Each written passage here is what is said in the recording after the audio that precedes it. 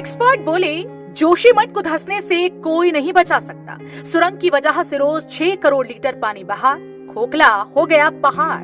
नई दिल्ली जोशीमठ से बड़ी खबर। यह किस्सा उत्तराखंड में गढ़वाल के ऊंचे पहाड़ों के भीतर का है। तारीख थी 24 दिसंबर 2009।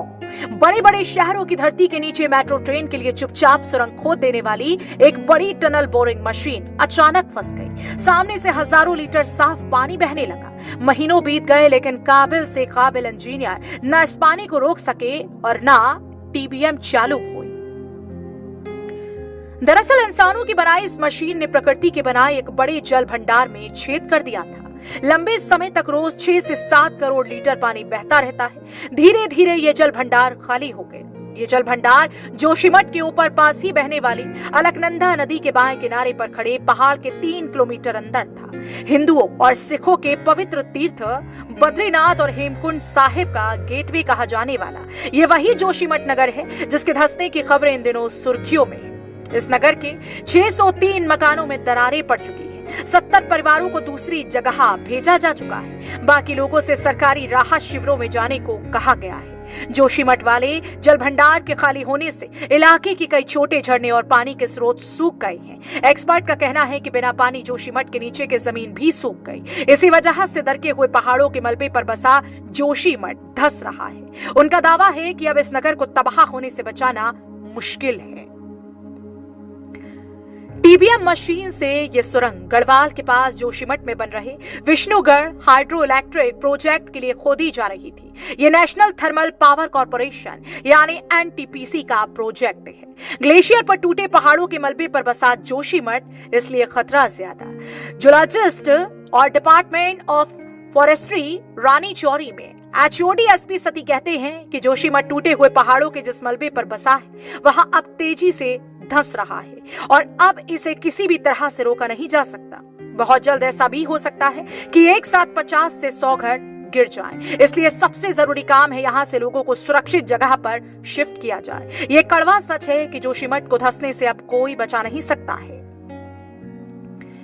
माना जाता है कि जोशीमठ शहर मोरेन पर बसा हुआ है, लेकिन यह सच नहीं। जोशीमठ मोरेन पर नहीं बल्कि लैंडस्लाइड मटेरियल पर बसा है। मोरेन सिर्फ ग्लेशियर सिलाए मटेरियल को कहते हैं, जबकि ग्रेविटी के चलते पहाड़ों के टूटने से जमा मटेरियल को लैंडस्लाइड मटेरियल कहते हैं। जोशीमठ शहर ऐसे ही मटेरियल पर बसा हुआ है। करीब 1000 साल पहले लैंडस्लाइड हुआ था। तब जोशीमठ कत्यूरी राजवंश की राजधानी थी। इतिहासकार शिव प्रसाद डबराल ने अपनी किताब उत्तराखंड का इतिहास में बताया कि लैंडस्लाइड के चलते जोशीमठ की पूरी आबादी को नई राजधानी कार्तिकेयपुर शिफ्ट किया गया था। यानी जोशीमठ एक बार पहले भी शिफ्ट किया जा चुका है। 84 साल पहले से दी जा रही है जोशीमठ में तबाही की चेतावनी। साल 1939 में एक किताब छपी थी जिसका नाम था central Himalaya geological observation of the Swiss expedition, जिसके स्विस एक्सपर्ट और लेखक हैं प्रोफेसर अर्नोल्ड हेम और प्रोफेसर आगोस्टो गेंसर।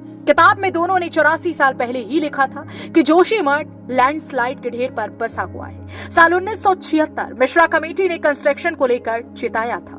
1976 में भी जोशीमठ में लैंडस्लाइड की कई घटनाएं हुई थी। उस समय के गढ़वाल कमिश्नर महेश चंद्र मिश्रा के नेतृत्व में सरकार ने कमेटी बनाई थी। उन्होंने रिपोर्ट में निर्माण कार्यों पर पूरी तरह से रोक लगाने की सिफारिश की थी। साथ ही कहा था कि बहुत जरूरत हो तो पूरी रिसर्च के बाद ही इसे किया जाना चाहिए। इरेटिक बोल्डर को डिस्टर्ब नहीं करें, यानी तोड़े नहीं।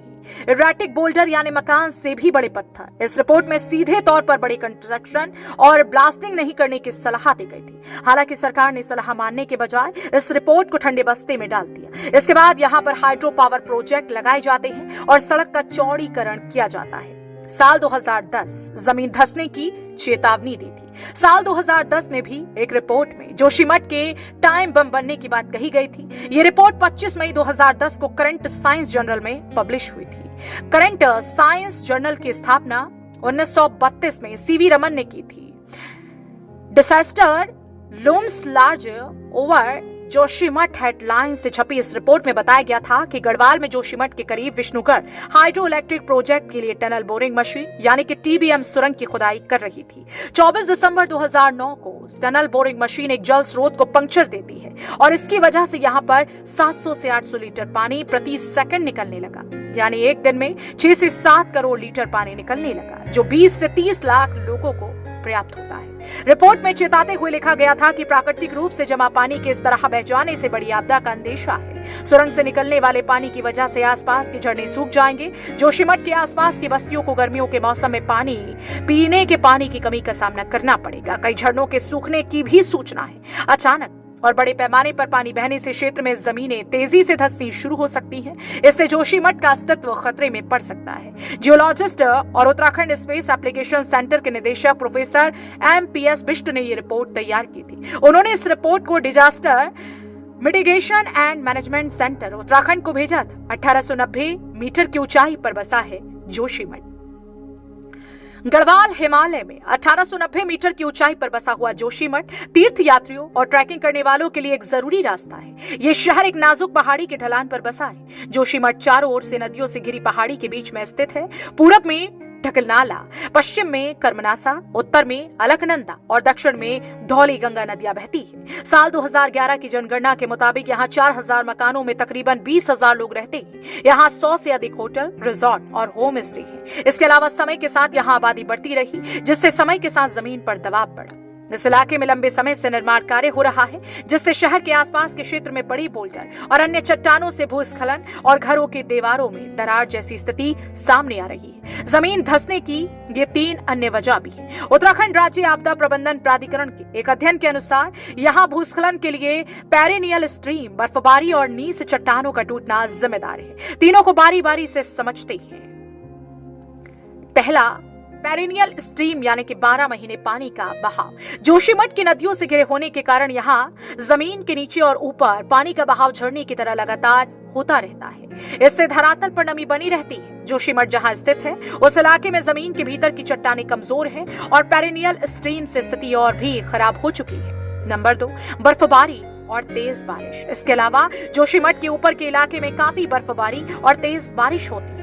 मौसम खुलता है और बर्फ पिघलती है तो जोशीमठ के चारों ओर नदियों में पानी का फ्लो तेज हो जाता है। सतह के कमजोर होने और भूस्खलन का यह भी एक बड़ा कारण है। नंबर 3, तापमान और हवा की वजह से तेजी से आकार बदलती चट्टानें। जोशीमठ के अधिकतर क्षेत्रों में नीस चट्टानें हैं। इनकी सतह खुरदुरी और दानेदार होती है। इनके बारे में हमने स्कूल के दिनों में पढ़ा होगा। हमें पता है कि जमीन के नीचे चट्टानें हैं। उन्हें 3 भागों में बांटा जाता है। सबसे ऊपरी सतह जिसमें उसे मेटामॉर्फिक चट्टान कहते हैं। मेटामॉर्फिक यानी कि कायांतरित होना, यानी कि तेजी से आकार बदल लेना। मेटामॉर्फिक चट्टानों का सामना जब बहुत अधिक दबाव और तापमान से होता है तो नीस चट्टानें बनती है। नीस चट्टान अपक्षयी होती है। अपक्षय या वेदरिंग यानी कि पृथ्वी की सतह पर मौजूद चट्टानों में टूट-फूट। इस टूट-फूट के कई कारण हो सकते हैं। कई बार तेज हवाएं, तेज बहाव का पानी, पेड़ों की जड़ें या फिर तेज तापमान भी अपक्षय या वेदरिंग का कारण हो सकता है। जोशीमठ में नीस चट्टानें वहां रहने वालों की सबसे बड़ी समस्या है।